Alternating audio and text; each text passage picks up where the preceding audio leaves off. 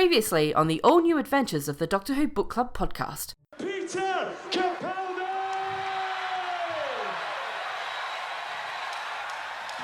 So I wanted to take us into the 21st century. I wanted us to experience one of my favourite Doctors, and also as well an author who I think we've enjoyed in the past. So a companion of whom we possibly give some mixed marks. So Matt, we are going to, for next month, be experiencing Royal Blood by Una McCormack, which features the 12th Doctor and Clara. And Glamour fans, be excited, we're back in the Glamour Chronicles. Which, I don't really remember what that... It has to deal with a certain type of technology, maybe? It's a very loose... It's a very loose thing. You do not need to have... So that's what we're reading next time. One of my favorite companions.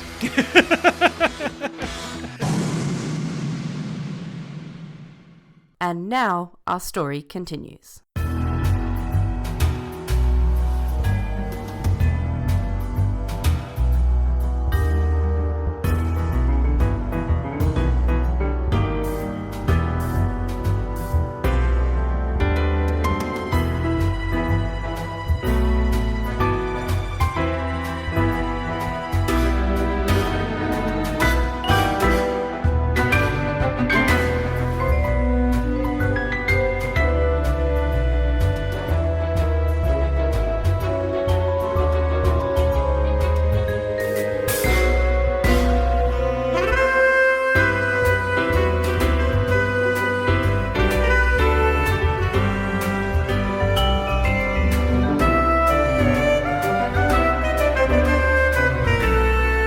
Welcome, everyone, to the all-new adventures of the Doctor Who Book Club podcast. This is Matt in Minnesota. Chris in South London. How's it going, Matt? Well, apart from world events, Yeah. and heat waves, Yes. going pretty well. How about yourself? I am gently sweltering here in South London. I live in what used to be a pub.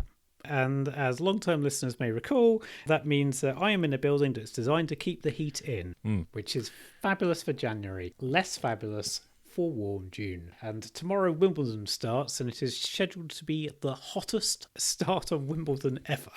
Oh, gee, I bet the grass is going to be all scorched. And I think they've probably got that under control. They have experts, but certainly you may have people. I'm not wishing to wish people ill, but certainly if other major sporting events are anything to go by, you have had people unable to cope with the heat.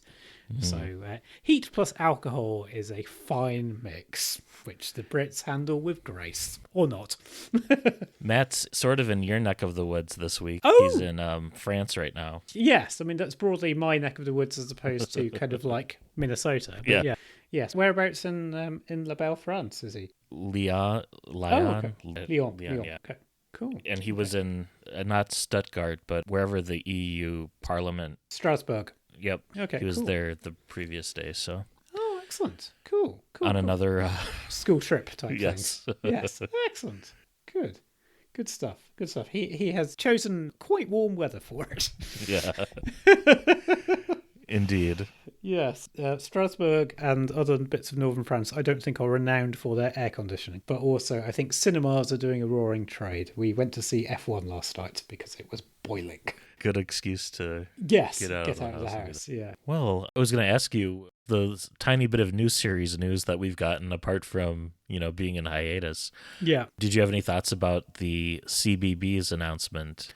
Yeah, I think slight bemusement. It'd be interesting to know which Doctor that they are going to be going with for this. I don't think we know that. I saw a couple of fan mock-ups with the Sixth Doctor and Frobisher done in a very cute style. I just sent you this mock-up on your phone, so Oh, okay, cool. have a look at that photo when you get a second. Oh, lovely. Something like that would... Yeah, so we have Colin Baker with the Seventh Doctor's umbrella for reasons that are left unspecified. Yeah, wrong umbrella. Yes, wrong umbrella. Frobisher looks like, one of the other Penguin animated characters. like Chilly Willy from yes, that's it. That's Woody it. Woodpecker. Yeah. Yes, Chilly Willy, I think, but with a Sherlock Holmesian hat for reasons I don't quite understand. However, I would love that. I would watch that. I have to say that looks magnificent. But also, because they're asking for production companies to chip in, I mean, I appreciate that we now have artificial intelligence, and so therefore some of these things could be sped up. But I think it will be a while before we see any CBeebies animation. I think I would quite like Aardman, the clay people who do Wallace and Gromit, to do a Doctor Who. I think that would be amazing. But that also, would be fantastic. Yeah, that would also take its time in appearing, I suspect. Yeah. So let's see. I mean, slight preference to not go down the Toymaker animation style, but that's just me. And if they're asking for animation houses to pitch, perhaps it isn't as far along as we think, and oh gosh, no, isn't necessarily a done deal. So no, we'll have to watch this space to see if anything becomes of it. But yes, hopefully optimistic, I guess. Yeah, I mean, we could also have a Scream of the Schalke situation on our hands. Yeah.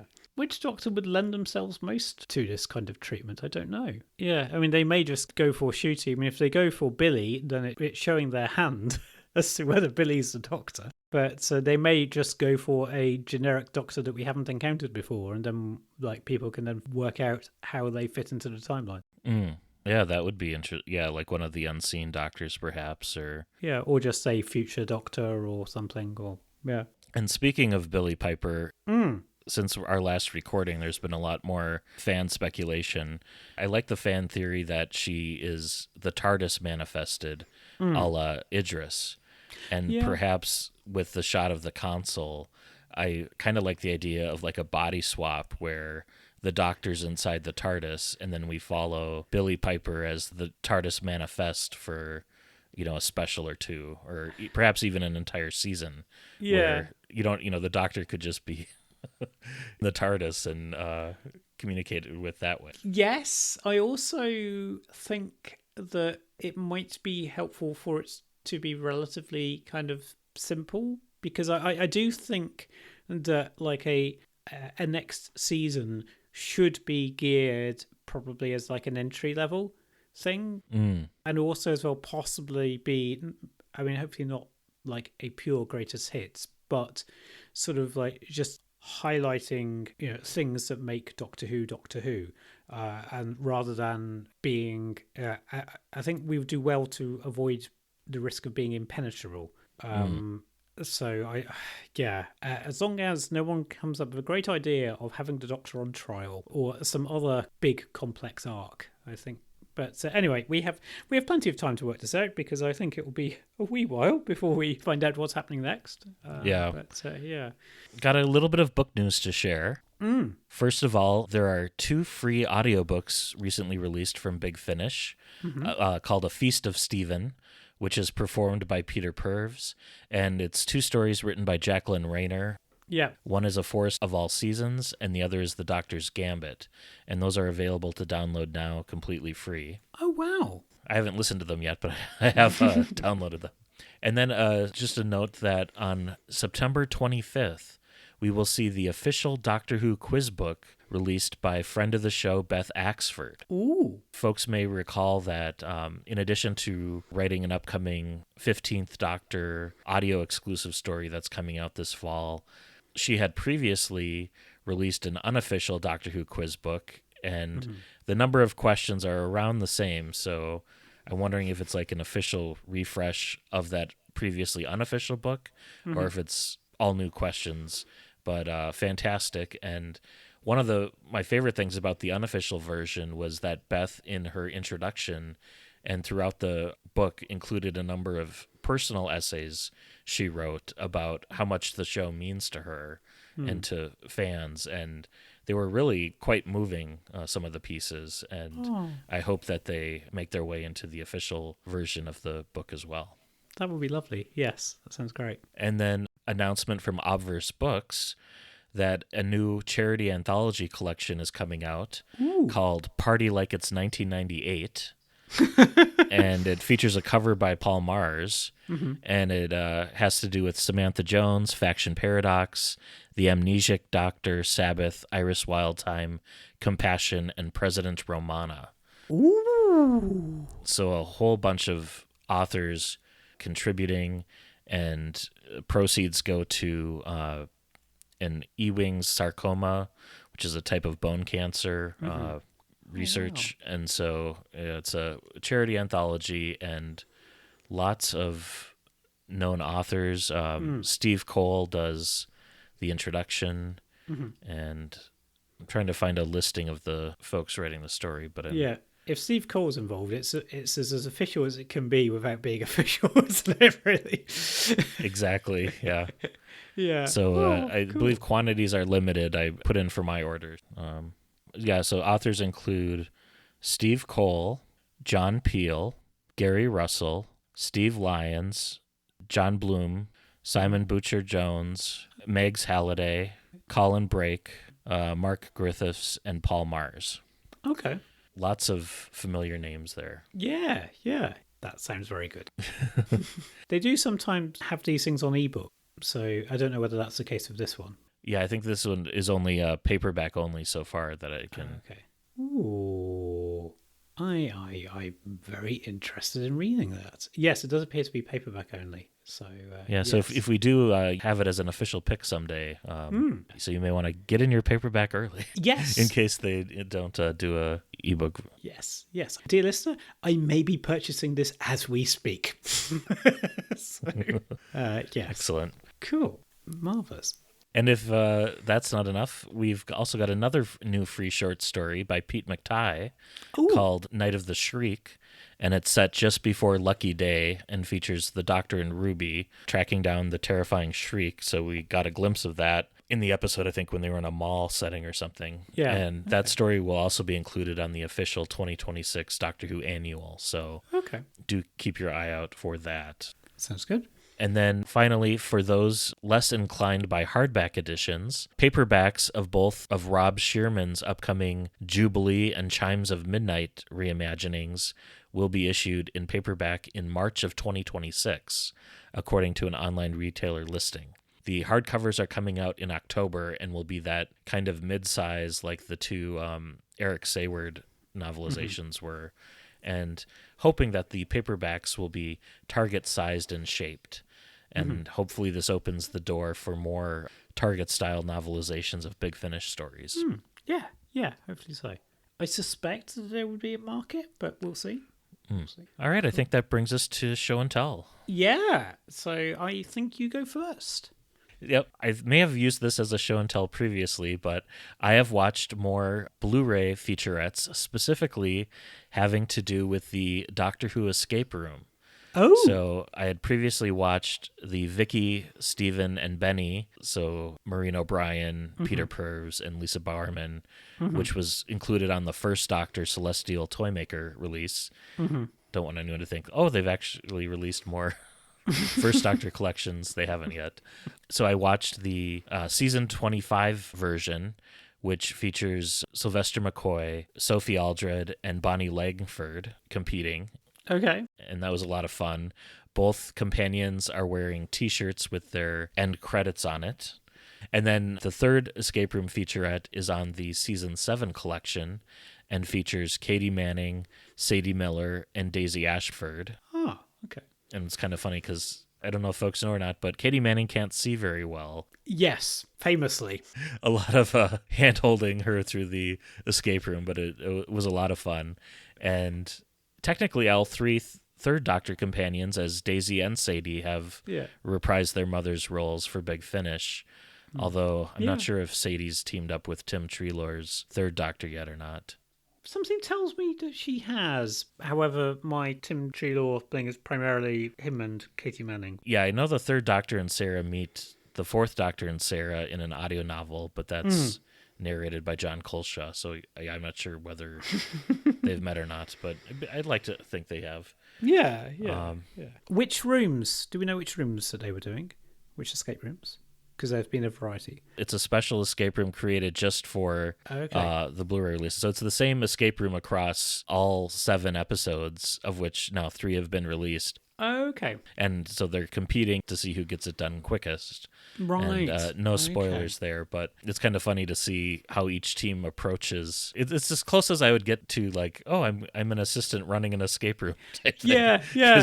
Okay. You're seeing how they respond to the problems and stuff, and all of them are hosted by Emily Cook. Yes. But yeah, if you have a chance, do check out those featurettes. Apart from Behind the Sofas, they've quickly become my favorite go-to, must watch this first type thing. And what's really funny is that one of the escape room puzzles uses the actual props from the Five Doctors in terms of the figures on the table. Oh. And they're not very careful when handling the props sometimes. Yes. I think I've heard about this. Yes. I love those figures. Yeah, I can't believe Eaglemoss never did a release of those when they had the license. It was a missed opportunity. How about you, Chris, for Show and Tell? For Show and Tell, I have been listening to Big Finish, which is a shocking development. And I particularly have been listening to 45, which was it's an anthology of Seventh Doctor, Ace and Hex stories to celebrate the 45th anniversary of Doctor Who. And one of the short stories, in fact the opening one, features upcoming actor Benedict Cumberbatch playing Howard Carter. And there's a fabulous interview with him where he says it's his first bit of science fiction that he's ever recorded. Don't worry, Benny, it won't be your last. And also we hear his reflections upon Doctor Who in his family and stuff like that, because both his parents have been on Doctor Who. And in fact, his mum was in Time and Arani. And Image of the Fendal, too, I think. Yes, indeed. But Time Arani has a particular Sylvester McCoy connection. I think I slightly preferred the final two stories, and it's a interesting way of doing a kind of like a mini arc as well, because each story has a reference to the number 45, and then things become more apparent as to what is happening in the fourth and final story, The Warlord by Stephen Hall. And I must say, I'm not familiar with Stephen Hall's work. Sorry, I said The Warlord, I meant The Word Lord. The Word Lord is fantastic, and don't think that the Word Lord has reappeared in Doctor Who, which is a bit of a shame, because the Word Lord is a very interesting creation. I found quite fun, and very 15th Doctor. So maybe there might be a rematch at some point. But yeah, I would say it's well worth people's time, 45. And The Word Lord, I particularly recommend Casualties of War by Mark McCloskey. I also really enjoyed, which is a story that shows bits of Ace's past. You can't really have an anniversary story featuring Ace without kind of delving into her past. It seems almost compulsory. Yeah, it's good fun. Have you ever heard 45? I have not heard that one. Oh, and when you okay. first mentioned it, my mind went to Live 34. And I was like, yes. oh no, you're talking about a different one, but Yes. also with Seventh Yes. Doctor, Ace and Hex. Yes. Live 34 is also great. I did enjoy 45. It's a great story. The first part of it, as I say, features Howard Carter. So yeah, there's some certain Egyptian folks do get a reference. It's good fun. Yeah. Very cool. Well, this month we are reviewing Royal Blood, which is a 12th Doctor and Clara novel that was originally published in September of 2015, almost 10 years ago, with 12 untitled chapters. Yes. And it's also available as an unabridged audiobook, which we'll be hearing an excerpt from in a bit. Interesting that I have this in paperback and not hardcover. I think around the time of series 7 through 9, Penguin Random House wasn't publishing hardcover Doctor Who stateside. Yes. As they had switched distribution to their Broadway Books imprint. And I wasn't importing UK editions at the time. So I have like 3 sets of 3 of the new series adventures in paperback, which is mildly irritating. I sound like one of the collectors in this book. Yes. But not annoying enough that I need to repurchase the hardback versions. I know I'm a bad fan, but oh well. Yeah. Well, if you wanted to, you could get a hardback version from Czechia, because it was published in that country in hardback, according to the TARDIS wiki. However, you're forgiven for not wanting to do that. And this is also part of a trilogy called the Glamour Chronicles. Yes. Which, according to the back cover, says, quote, "This trilogy of adventures across time and space follows the Doctor's search for the glamour, the most desirable and dangerous artifact in the universe. It feels like a very loose trilogy, which yes. Ghosts of India is not a part of. And with the new series adventures being unnumbered on the spines by this point, with that Gallifreyan lettering, how do you know which order to read the trilogy in? Yeah. And then I was also thinking, well, Big Bang Generation is another part of this trilogy, which features a big reset switch at the end of the narrative, but I don't recall any mentions of the glamour in that book at all. So yeah, I think it's a very, very loose. There's nothing that you really need to bring to it in the context of the Glamour Chronicles, and from reading this one, you'll have a bit of a sense as to what the glamour is, but that's also fine. Yeah, it's interesting because obviously, like, having a title of the Glamour Chronicles, it does make you think that there might be some kind of like close tie-in or something. But I can also understand that they would want it to be not off-putting. But in which case, why bother mentioning? Maybe someday we'll read the third part of the trilogy, Deep Time, and draw our own conclusions as to whether it gets resolved. Maybe. The cover depicts Clara in her Maid Marian costume from Robot of Sherwood, and the 12th Doctor's in his black hoodie with hair length, I would say, around early Series 9. Yes. And features a castle with like a fireball in front of it, and an armored masked knight in front of that, holding an ornate goblet dripping with a red liquid, either wine or perhaps royal blood. Yes. And Chris, this is the third book that we've read with blood in the title. Can you name the other two? Oh gosh. Blood Harvest. Yep. Oh, is there another 12th Doctor blood story? Also with Clara. Yep. Yeah, the James Goss one, and I can't remember. Blood Cell. Yep. Yes, that was it. Okay, cool. What do I win? You get to pick the next book after the next episode. Oh, okay, cool. Excellent. Thank you. Thank you for that prize. Brilliant. Right. All right, so shall we begin? Should we talk a bit about Una McCormack? Sure. Yes. So Una McCormack, she's quite known for her Star Trek writing, I believe, and also kind of like Star Wars. And she has lectured in creative writing, and her first professionally published piece of fiction was in Doctor Who magazine in 1993. She is, I think, she's written possibly 7 or so, maybe even 8 DS9 books, and also some Discovery books and some Picard books. But for Doctor Who, she has done The King's Dragon, The Way Through the Woods, which we've read, Royal Blood, Molten Heart, which I think we've read, and All Flesh is Grass, which is a Time Lord Victorious tie-in. She's also written some Firefly books. I didn't even know there were Firefly books. No! Although I'm not surprised. Yes, yeah. She's done some Big Finish. She's done 9th Doctor Chronicles and 10th Doctor Chronicles and some of the Doctor Who main range when that was the thing. Yeah, she's quite prolific. So that is Una McCormack. And this features Clara. And so for the record, for longtime listeners, I have softened on Clara a bit. Right. I would say my main objection to her was she was responsible for so much, from saving Gallifrey to being the monster under the Doctor's bed to being the impossible girl existing everywhere in time and space to essentially becoming the Doctor. Yeah. Immortal with a TARDIS and a companion. Forget Billie Piper as the Doctor. Clara became the Doctor first.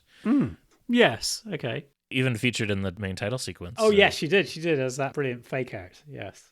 Well, brilliant to my eyes. Essentially becoming the Doctor as an immortal with Clara and me. Yeah. But anyway. Yeah. So, shall we jump in? Yeah, shall we? So the story begins on a planet, I think an unnamed planet, that has a city-state called Varus on it. And we start with an elderly man called Bernhard. Is it Bernhard or Bernard? Bernard, I think, yeah. Looking back on the fall of Varus, which was once a proud city of chivalry and also somewhat faded grandeur. And Bernard's memory is very much kind of like setting the tone. This was a world on the brink of change, teetering between myth and technology. And it's an interesting narrative structure here because you have third person in some scenes, and then other scenes are told in first person flashback from Lord Bernard's point of view. Our dramatic reading will highlight that here in a bit. Yeah. And Bernard's a knight, isn't he, at the court? But yeah. Yeah, and the mix of medieval trappings combined with like there are laser swords, a la lightsabers, kind of gave me Androids of Tara vibes. Yeah. And with the Duke and the lords like ruling and stuff, where you have two lords and a lady in power, gave me a little bit of State of Decay and the Three Who Rule vibes as well. Yeah. These are all fine things to evoke, I think. So the Doctor and Clara arrive in Varuz after trekking down through the mountains where the TARDIS has decided to materialize, kind of Curse of Peladon style. Yes. And they're drawn to the city's medieval aesthetic, but the Doctor quickly notes something is off. So there's the medieval trappings, but there are lampposts that are lit. There was a recent power outage, but it's become more decrepit, and things are breaking down. You can kind of tell, and people have lost the secrets of how to maintain their technology. And he's getting like strange energy readings, and a sense that everything here is older than it appears to be. And they arrive just in time to be seized by a group of knights and are mistaken for foreign envoys from a neighboring country or city-state. So the Doctor is received at the court of Duke Aurelian, and Aurelian is in charge of Varus. Is that how we're pronouncing it? Yeah. Varus? Yeah, Varus. So Duke Aurelian, who's in charge of the city-state, he fears an invasion by a rival ruler called Conrad. So we have a Conrad back as a kind of as a menace to the Doctor. I'm glad I'm not the only one thinking that it was Conrad Clark, because that's kind of how I pictured him in my mind as they were talking about him. So Conrad has been gobbling up various nearby territories, sort of like a Genghis Khan-esque figure or something like that. And Aurelian is hoping to prevent war, but he's politically boxed in. And I think, is this where we hear this month's reading? Yeah. Let's have a listen to this month's reading, which is read to us by David Warner. So take it away, David. Dreams and illusions, castles in the air, the wrong man at the wrong time. I saw the Doctor watching me, and I had to turn away. In shame. In shame. It is a cruel thing to know that one's home is on its knees. When the Doctor spoke again, he spoke firmly, but with compassion. War is a terrible thing, he said. I know.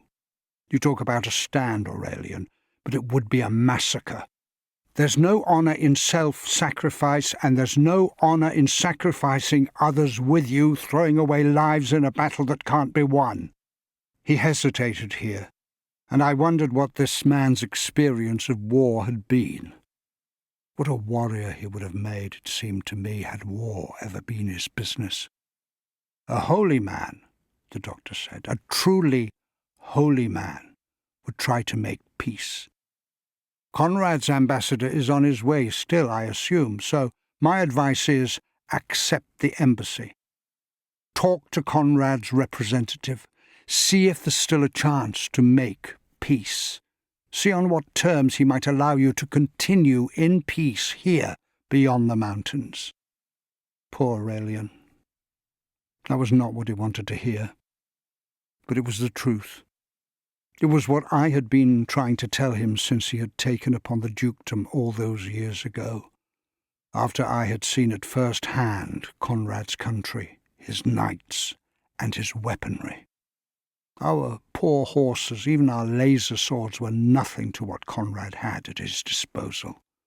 There could be no glorious victory, but neither could we be allowed to remain as we were, on the edge, proof of the limits of Conrad's rule. We were old and proud and, yes, crafty in many ways, but these would never be enough. Our task was to carry what we could through these times, and to hope that not everything was destroyed. Or so I understood at the time. If the ambassador is coming, said the Doctor, you should meet him, hear what he has to say. Don't underestimate peace, my lord.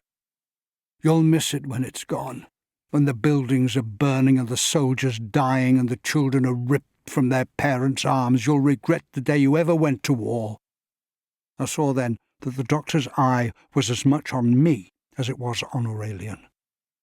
But if you thought that I was in need of persuasion, he had misjudged me. I already agreed. But I was willing to put whatever weight I could behind this attempt to sway Aurelian.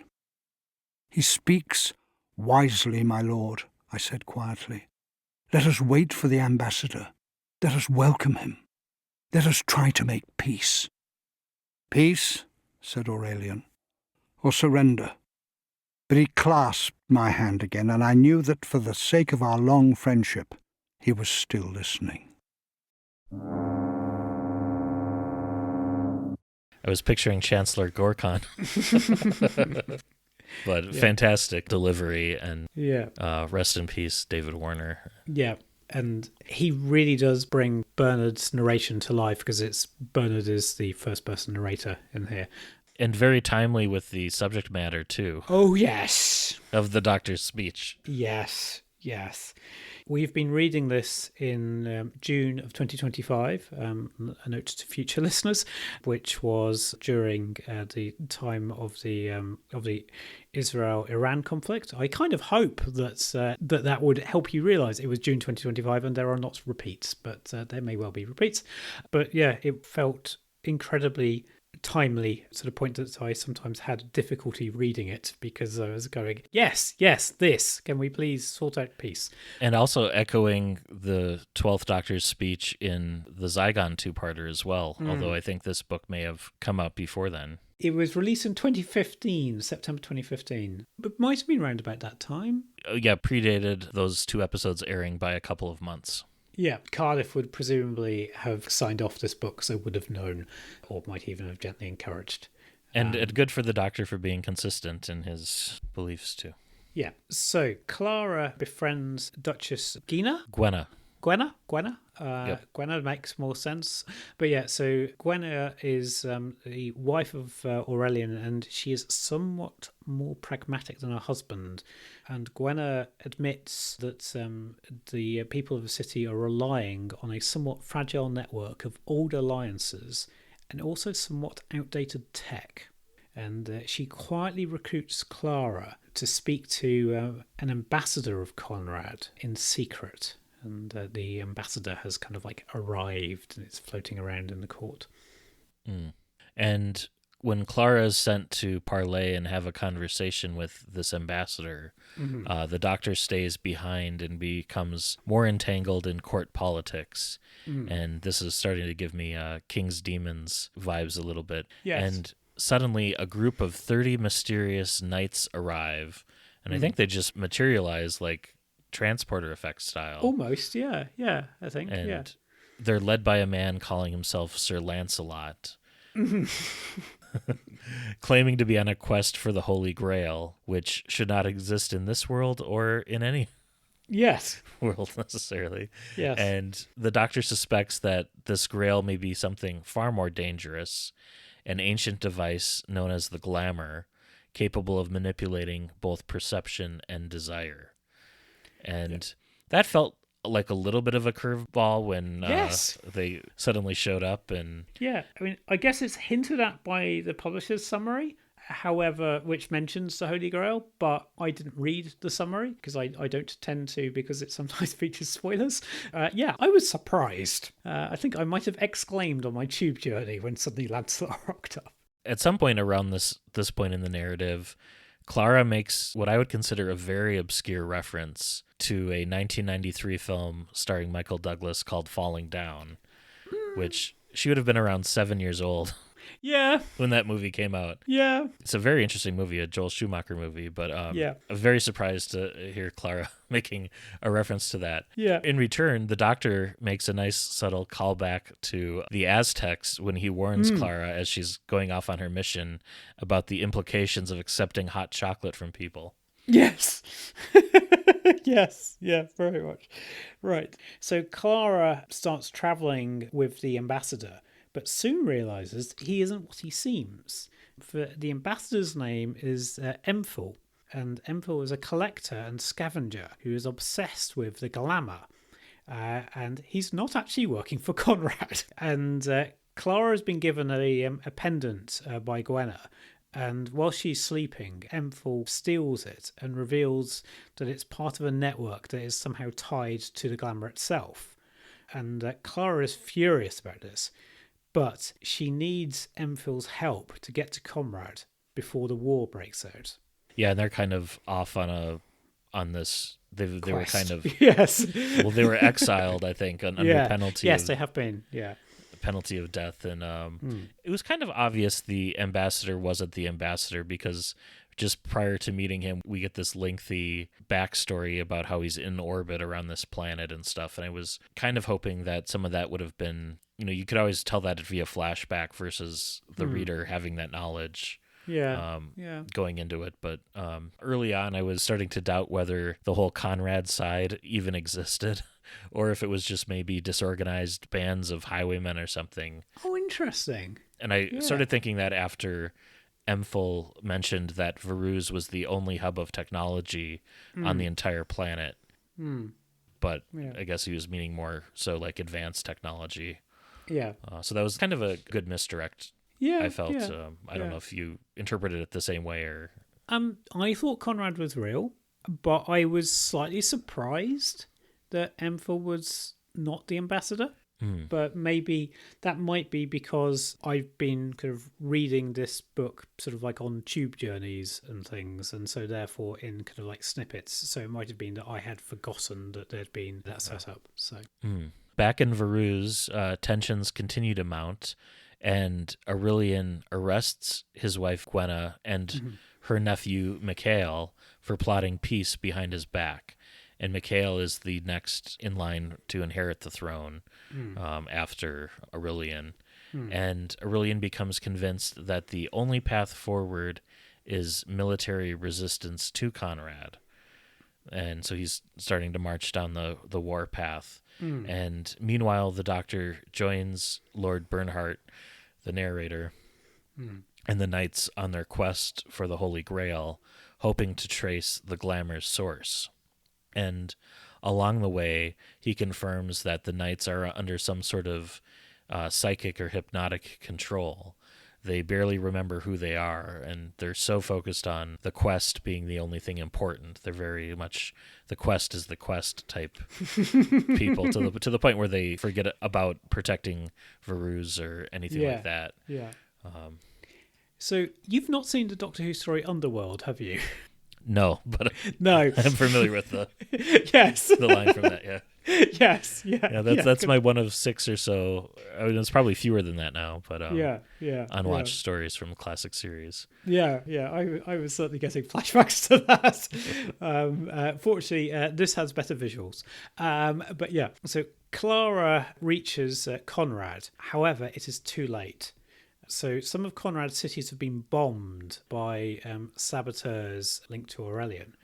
And so Conrad declares war. And McTighe agrees to lead Conrad's army in a limited strike, hoping to spare lives. So he is now basically defected. And the saboteurs are being directed by Aurelian's wife through like an old communications network. She has like spies and stuff. So he might not even be aware. Aurelian might not have even been aware that the saboteurs were working on his behalf. Yes, yeah. There's a lot of court intrigue.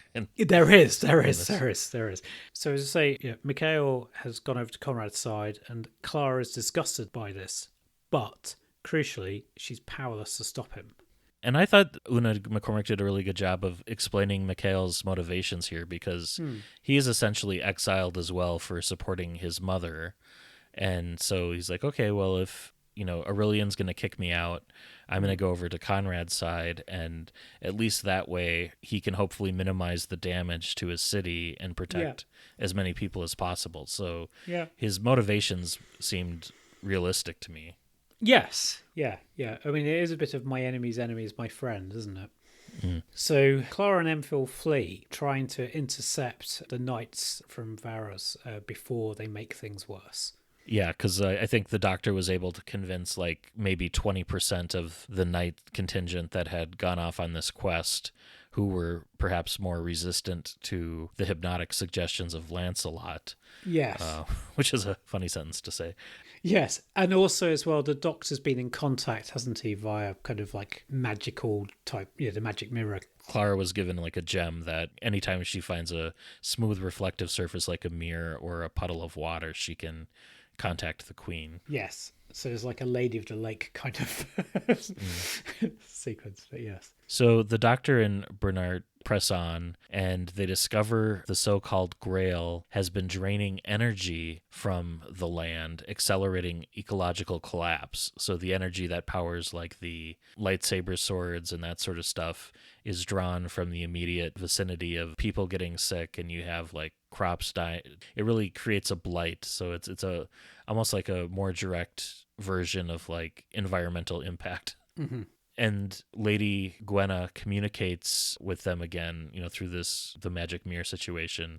And the Doctor realizes that the whole of Varus is powered by similar buried and forgotten systems, technology long misunderstood by its people. So he's getting a better understanding of what's causing their collapse.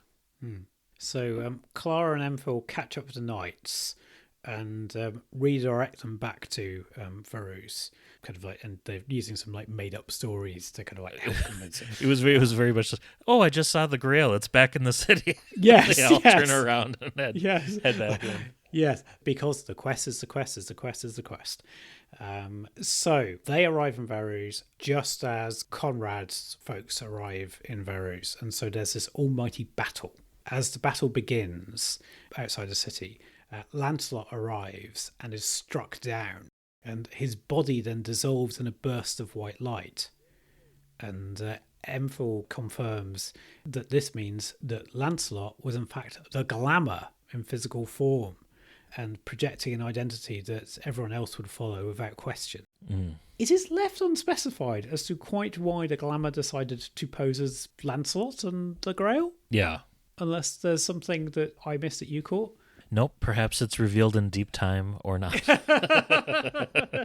Yes, maybe. So the war is lost and Aurelian is killed. And McTighe takes control of the city with Conrad's permission and promises to rebuild. And Gwenna, the Doctor, and Bernard escape in the TARDIS, kind of reminiscent of the Fires of Pompeii scene where you see the city, on fire, and they're up on the hillside watching and stuff. Except this time, Peter Capaldi's the Doctor and not... Yes, Caecilius, yep. Yes. And they escape in the TARDIS, vowing not to let the Glamour influence the world ever again. And later, the Doctor and Clara return to Varos. I keep wanting to say Varos as in vengeance on.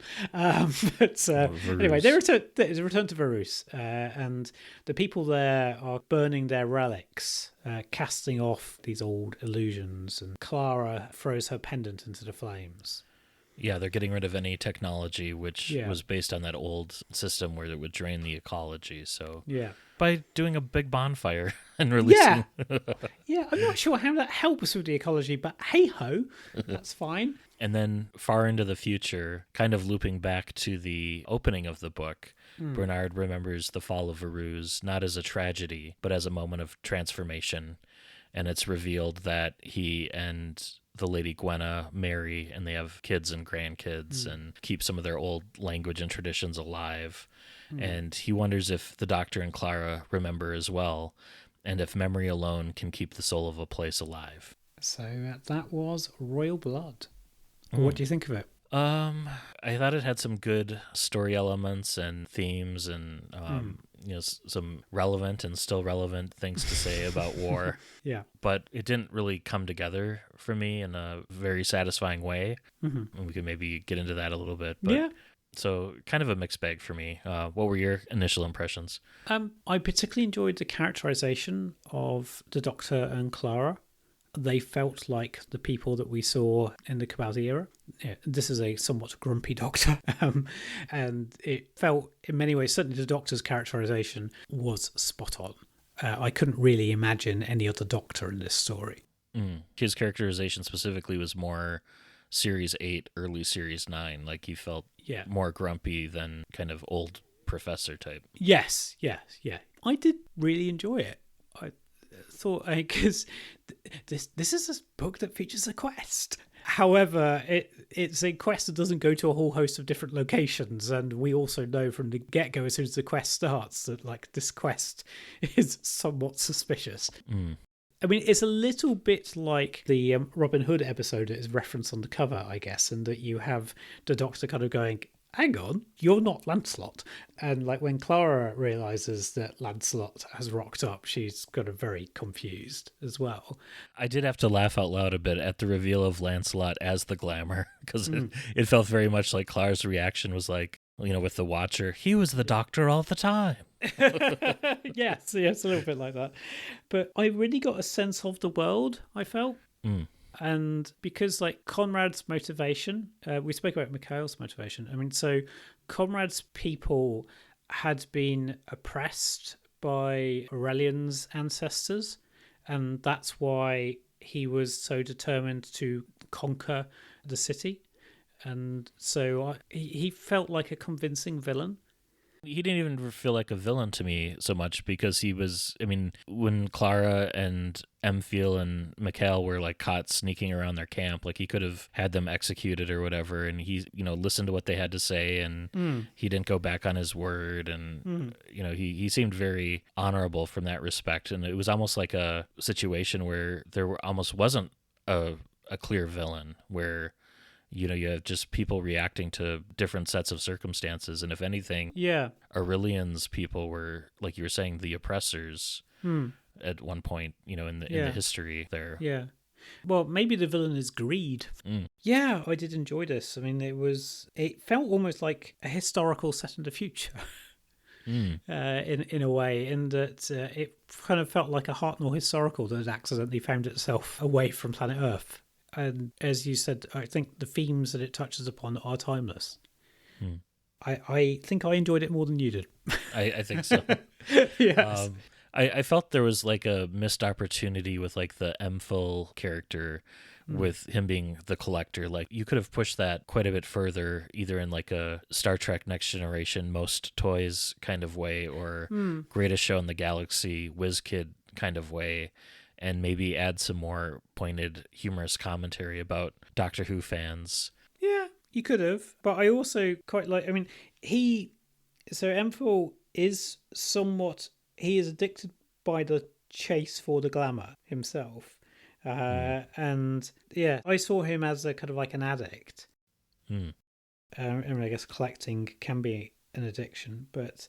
oh, yes. yeah. So I found him to be... He was effective in the way that he was kind of almost like being downplayed, because like it was still there as his addiction was his driving thing, but he didn't feel cartoony to me.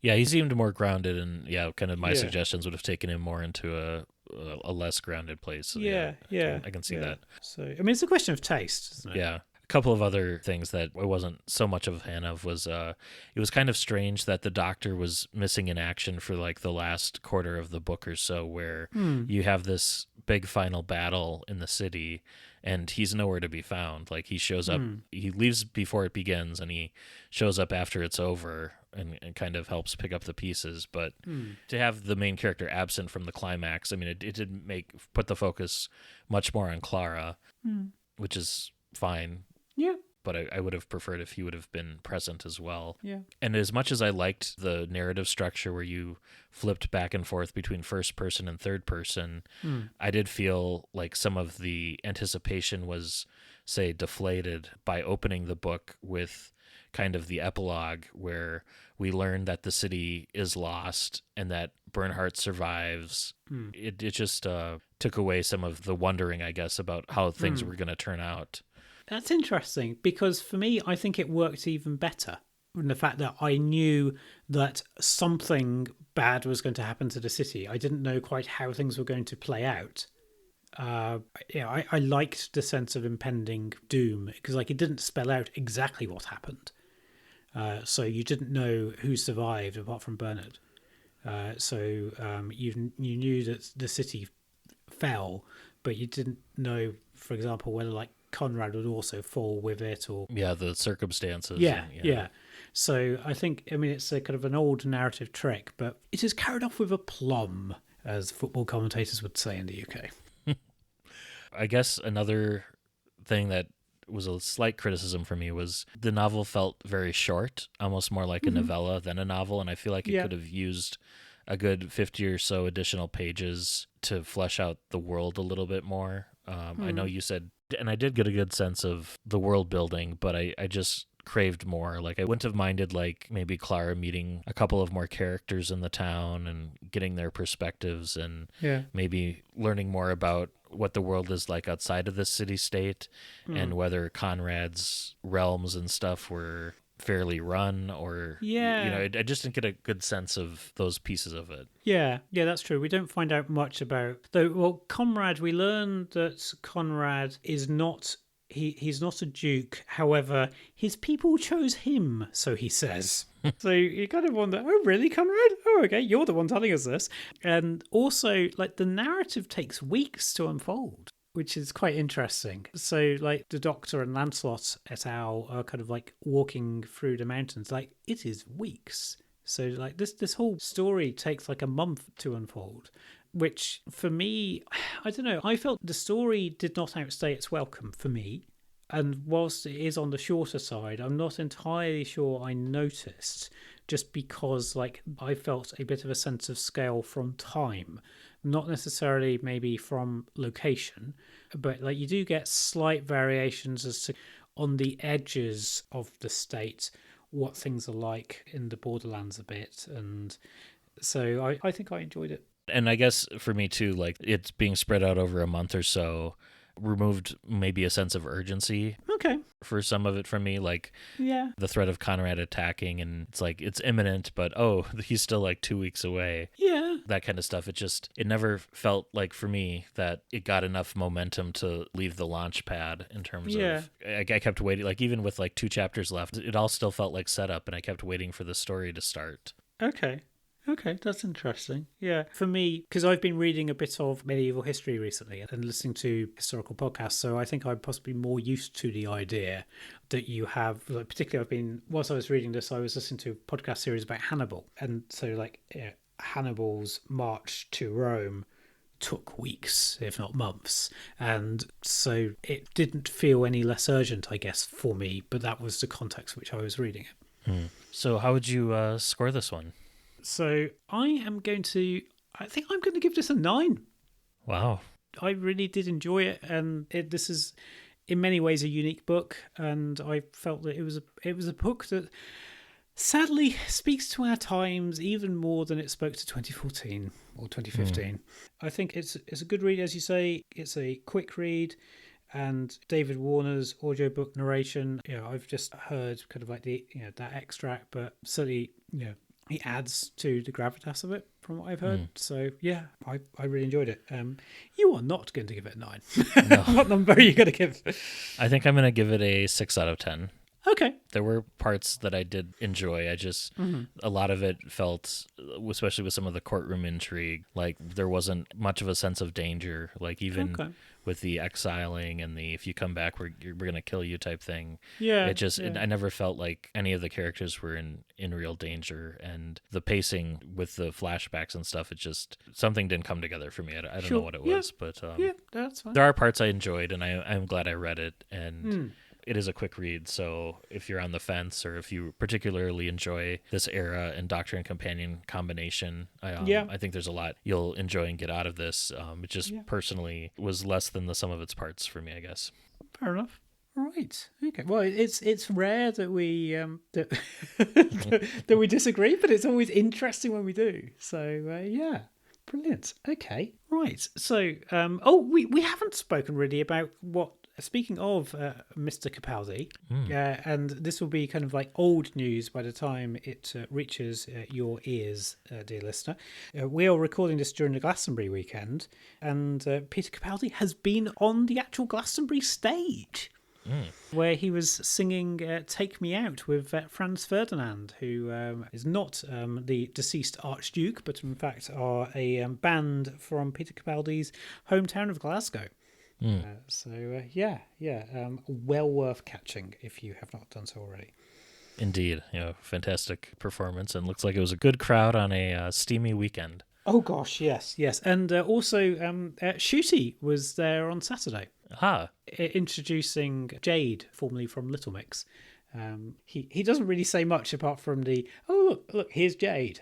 He says slightly more words than that, but So it does make me wonder whether we're going to see Christopher Eccleston today introducing Rod Stewart or something.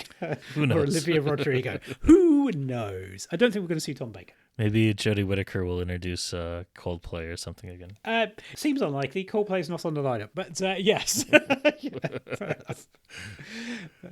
Shall we move on to listener feedback? Yes, let's.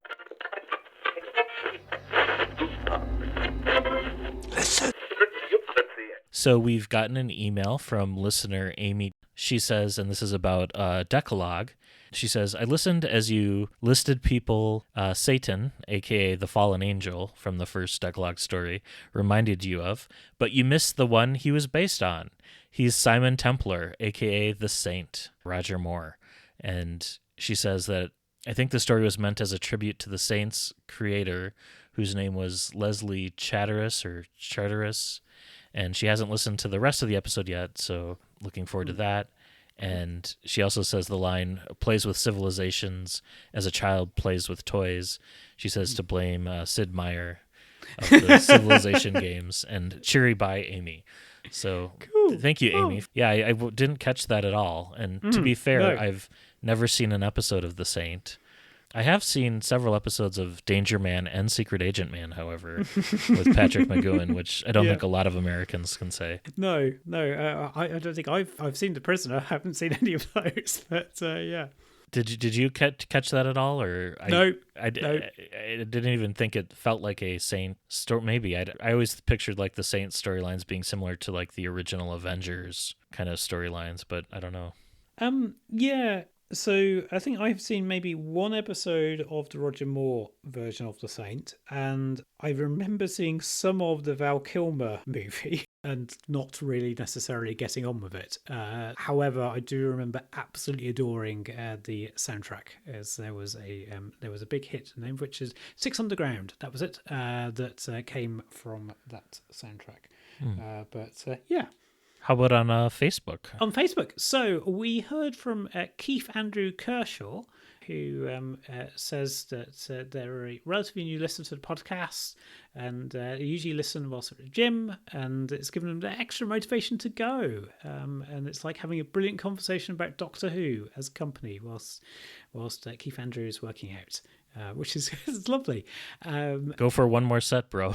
Yes, indeed. And so Keith Andrew's always been a big fan of the New Adventures, Past Doctor Adventures, and Eighth Doctor Adventures. And also, as well, kind of Keith Andrew grew up dyslexic, and so found it harder to get through longer books. And target novels were kind of like just about the limit.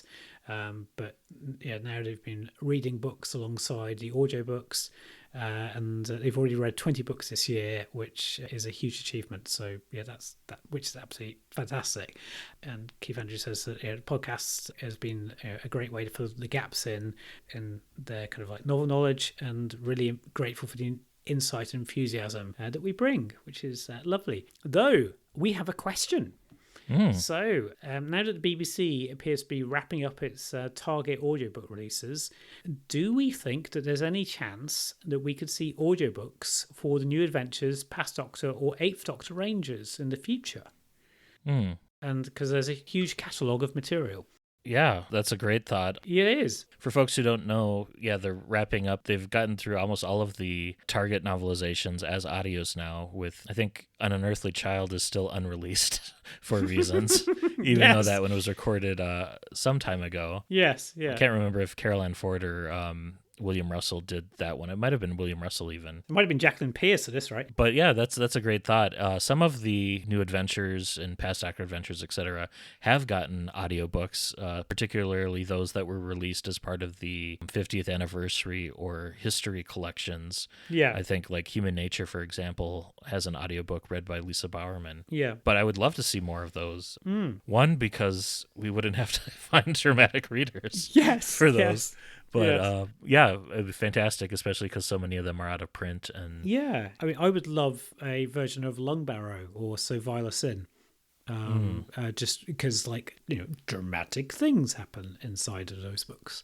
Also, like Bad Therapy as well. I think Bad Therapy could be beautiful with the right reader because, you know, it's a great book.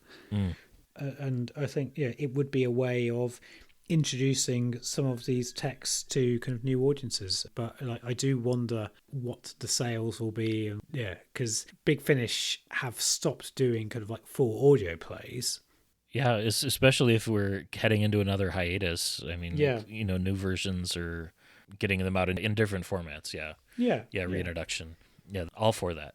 Yeah, like All Consuming Fire would be great. I know we already have a Big Finish version of that, but like an audiobook of that would also just be just as fine, because I don't think we've got that. So, yeah.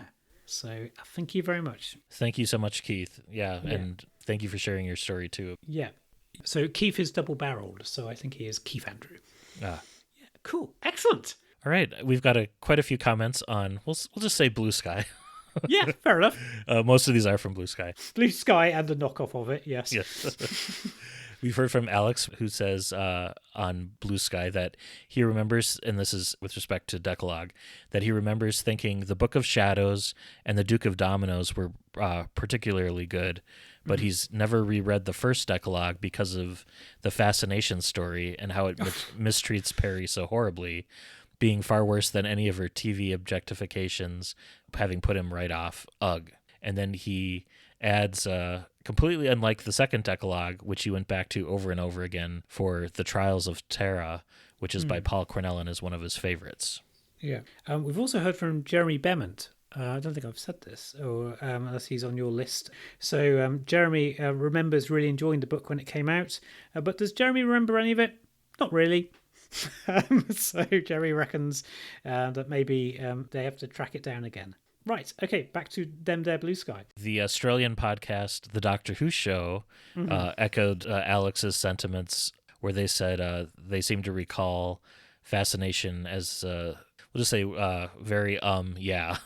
And yeah, I think we all kind of share similar thoughts about that particular story. Oh, gosh, yeah. We did also hear from Shag on Blue Sky, longtime listener, friend of the show, of the Fire and Water podcast network. And he says, catching up listening to the all-new adventures of the Doctor Who Book Club podcast. He used up most of his allowable character limit, stating our title. And he said, engaging episodes of Empire of Glass and Hunter's Moon, and so excited for their 100th episode about Decalogue. Congrats on that milestone. He'll be listening. Then we have a trilogy of tweets, or a triptych, if you will, from Jared Cooper, who first says that he's been rereading Decalogue with us and looks forward to our review. He then says he's caught up with us and he's been enjoying the last few selections and that he's currently reading Royal Blood. Cool. And then he finally says, just finished Royal Blood, a new series adventure that reads like a Target novelization. Interesting. But then says, but with just as much plot. He says it's easy to say that the new series adventures are the most inconsistent of the Who novel ranges, and questions how this book is from the same range that gave us The Stone Rose and Touched by an Angel. And I would say the New Adventures range was probably similarly inconsistent, as was the Missing Adventures, where you had, peaks and valleys. And it sounds like Jared was more in line with my thoughts about the book than yours. But interesting, though, comparing it to a Target novelization, because, it's just slightly longer than one in some of the brevity that it had. And it felt like a breeze reading it. Yeah.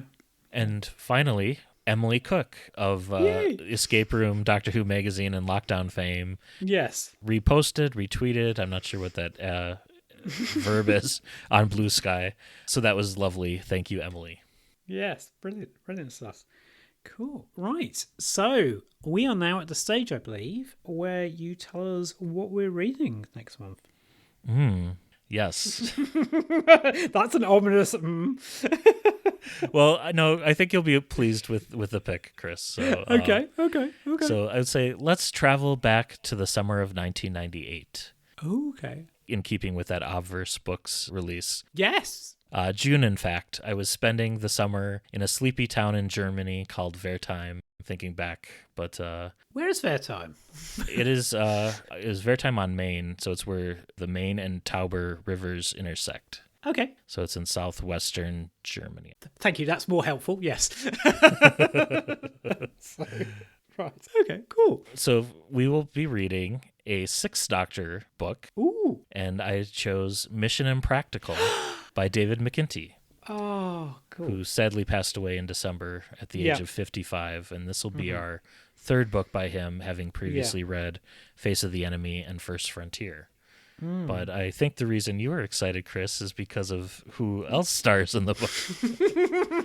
So this is the Sixth Doctor and Frobisher. Yay! But also, I'm glad to read a David McTighe book because I felt, I really wanted to. And like, if I had the Sixth Doctor pick, this is what I'd have gone for. So, given the circumstances. So, yes. For August? Yes. For our August pick, little timey-wimey there, listeners. Yes. For our August pick, we will be reviewing Mission Impractical. Yes. Cool. Excellent. I've never read Mission Impractical, so I am looking forward to reading it. And that was going to be my question, to ask if you were if you had experienced it before or not. No. So I'm looking forward to spending time with my favorite penguin. And I have not read it either, so looking forward to it. And until next month, this has been Matt in Minnesota. Chris, sweltering in South London. Happy reading and stay safe.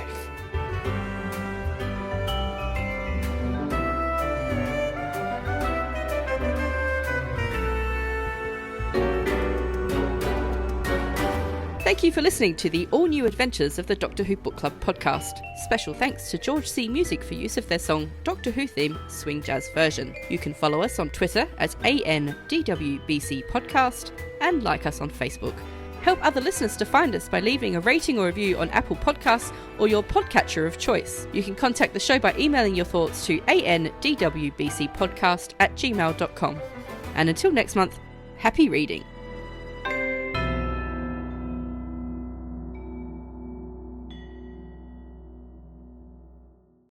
All right. Excellent. Oh, that's really cool. Oh, I am so looking forward to that. There was something like still 9 or so different Sixth Doctor picks that we could have have picked from. So more prolific in that space than I thought. So yes. I had thought that we might be running out of options, but Oh, I'm really looking forward to that.